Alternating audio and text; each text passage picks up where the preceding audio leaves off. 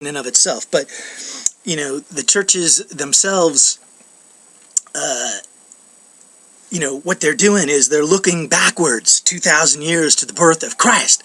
And they'll repeat the nativity scene, and they'll repeat the story, repeat it, and sing joy to the world, because Jesus Christ was born. And you know what? Like I said, I am thankful Jesus Christ is born. But for the churches, I feel like, man, they're stuck in a time warp, man, in a time bubble, in their own hedged-in existence, in a labyrinth of their own making. The churchology, the churchometry of Christmas locks you into a box looking into the past. And I'll tell you, my friends, the danger of that is that if you're looking at the past, then how in the hell are you going to see the glory that is unfolding right in front of your face, you know? And you know, Jesus said he was going to return, you know, even when he left 2,000 years ago. And Santa returns every year, you know. So there's similarities there. But anyway, I get tired of the churches where they go through all the Bible, the prophecies from the Old Testament, prophesying Christ's first birth as a man, and of course the stories themselves, nativity, and of Jesus' life, you know, God with us here on earth, living the life of a man, showing us the way, being a living, breathing example. So anyway, this Christmas season, I'm not really celebrating Christmas. I'm not. I'm celebrating Merry the Day of the Lord, or Merry Lord's Day.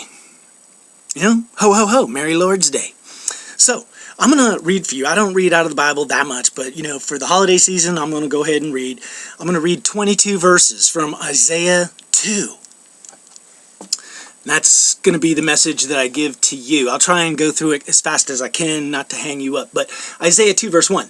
The word that Isaiah, the son of Amoz, saw concerning Judah and Jerusalem. And it shall come to pass in the last days that the mountain of the Lord's house shall be established in the top of the mountains, and shall be exalted above the hills, and all nations shall flow unto it. And many people shall go forth and say, Come ye, and let us go up to the mountain of the Lord, to the house of God, of Jacob, and he will teach us his ways, and we will walk in his paths. For out of Zion shall go forth the law, and the word of the Lord from Jerusalem. And he shall judge among the nations, and shall rebuke many people, and they shall beat their swords into plowshares, and their spears into pruning hooks. Nations shall not lift up the sword against nation, and neither shall they learn war anymore. O house of Jacob, come ye, and let us walk in the light of the Lord. Isaiah 2, verse 8.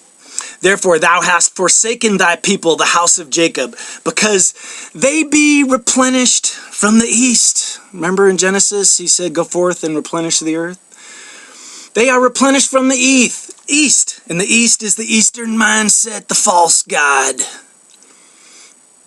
The three kings. Therefore thou hast forsaken thy people, the house of Jacob, because they be replenished from the east. They ate from the tree of knowledge, and are soothsayers like the Philistines, and they please themselves in the children of strangers. Their land is also full of silver and gold. Neither is there any end of their treasures. Their land is also full of horses. Neither is there any end to their chariots. Their land is also full of idols. They worship the work of their own hands, that which their own fingers have made. Ho, ho, ho.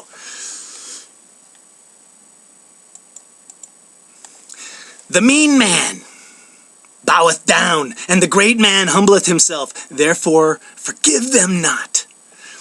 Enter into the rock, and hide thee in the dust, for fear of the Lord, and the glory of his majesty. The lofty looks of a man shall be humbled, and the haughtiness of men shall be bowed down, and the Lord alone shall be exalted. on that day. Blessed be that day. Oh, glory be to God. For the day of the Lord of hosts shall be upon everyone that is proud and lofty, and upon everyone that is lifted up, he shall be brought low. And upon all the cedars of Lebanon that are high and lifted up, and upon all the oaks of Bashan, and upon the high mountains, and upon the hills that are lifted up, and upon every high tower, and upon every fenced wall, and upon the ships of Tarshish, and upon all pleasant pictures, those pictures that we paint for ourselves of the 401k, the white picket fence,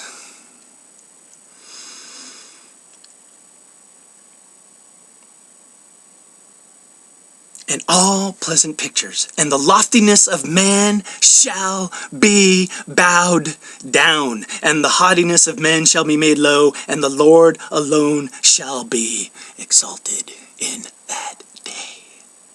All praise to God, all praise to Jesus Christ, Lord of Lords. And the idols he shall utterly abolish. How do you utterly abolish? You utter the living word. Ho, ho, ho! And they shall go into the holes of the rocks, and into the caves of the earth, for the fear of the Lord, and for the glory of his majesty, where he ariseth to shake terribly the earth. And in that day a man shall cast his idols of silver and his idols of gold, which they made each one for himself to worship, to the moles and to the bats, to go into the clefts of the rock and into the tops of the raggedy rocks, for fear of the Lord and the glory of his majesty, when he ariseth to shake terribly the earth. Cease ye from man, whose breath is in his nostrils, for wherein is he to be accounted of? My friends, ponder it all, because that day we're talking about in Isaiah 2 ain't Christmas Day. It ain't baby Jesus, okay? And that's the journey we've been on, and that's what's coming. Merry Lord's Day. Peace on earth, goodwill towards men.